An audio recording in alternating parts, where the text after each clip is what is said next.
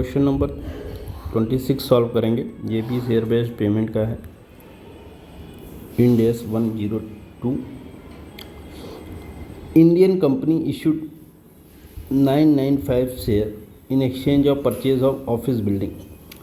Title was transferred in the names of Indian Incorporation on 1st February 2001. The share were issued. Fair value of the building 2 lakh and face value of the share is 100 रुपये। तो यहाँ पर कह रहे हैं कि ये 995 share issue होगा, 100 रुपये का फेयर वैल्यू का होगा और इसकी एवज में आपको बिल्डिंग मिलेगी 2 लाख रुपए की।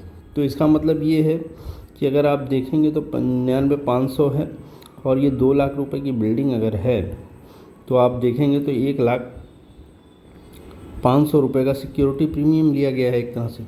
तो इसकी जनरल एंट्री सिंपल सी हो जाएगी, क्योंकि कंपनी के पास बिल्डिंग आएगी, बिल्डिंग डेबिट 2 लाख और उसके बदले में जो इक्विटी शेयर इशू किया जाएगा और उस पर सिक्योरिटी प्रीमियम जो इशू किया जाएगा वो कुछ इस तरह हो जाएगी इसकी जनरल एंट्री।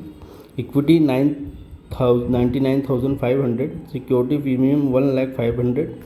ये आपकी जनरल एंट्री हो जाएगी। Recognition of equity option being recognition of equity option, ये इसका जनरल एंट्री हो जाएगा। चलिए क्वेश्चन नंबर 27 भी इसी साथ देख लेते हैं।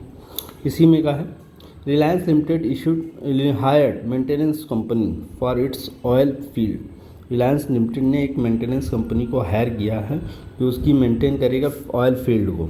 Service will be settled by issue 1,000 equity share of Reliance for the period of service is provided on 1 April to July. 1 अप्रैल से 1 जुलाई तक जो है ये सर्विस पीरियड रहेगा। Fair value of service was estimated taking market value of similar conduct is 1 lakh. Nominal value is 10। 1,000 share issue करेंगे 10 रुपये वाला तो 10,000 रुपये का हो गया। क्योंकि 1 लाख रुपए की मेंटेनेंस होगी तो लगभग 90,000 रुपये का आपका सिक्योरिटी प्रीमियम के रूप में होगा, लेकिन ये आपको 3 साल में देना पड़ेगा।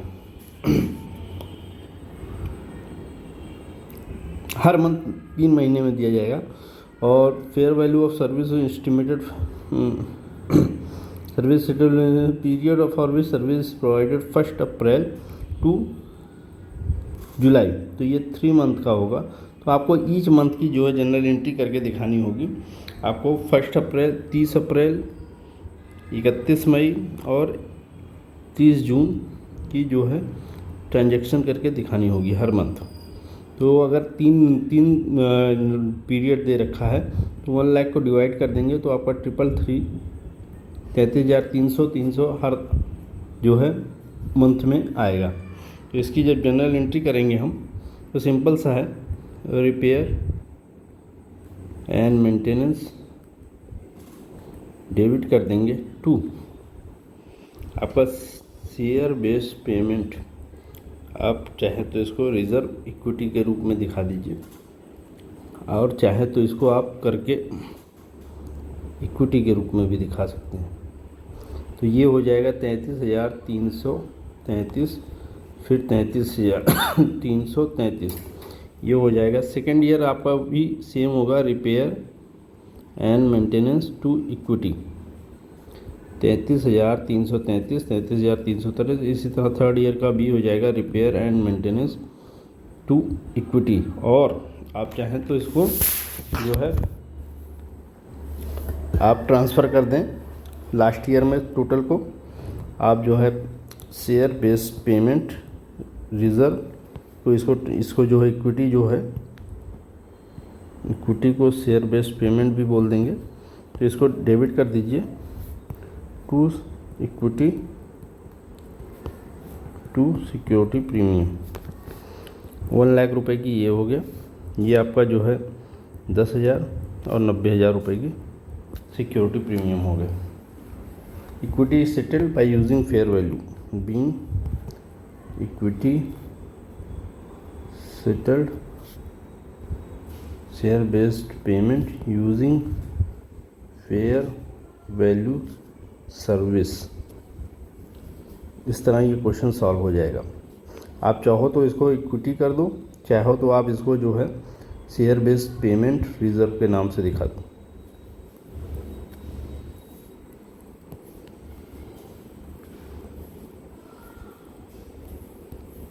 शेयर बेस्ड पेमेंट रिज़र्व के नाम से जो है आप इसको दिखा देंगे टू, और यही लास्ट में ट्रांसफ़र करके हम इसको जो है डेबिट कर देंगे शेयर बेस्ड पेमेंट को to equity to security premium 1 lakh, और ये 10,000 और ये 90,000। इस तरह ये क्वेश्चन सॉल्व हो जाएगा। Thank you so much.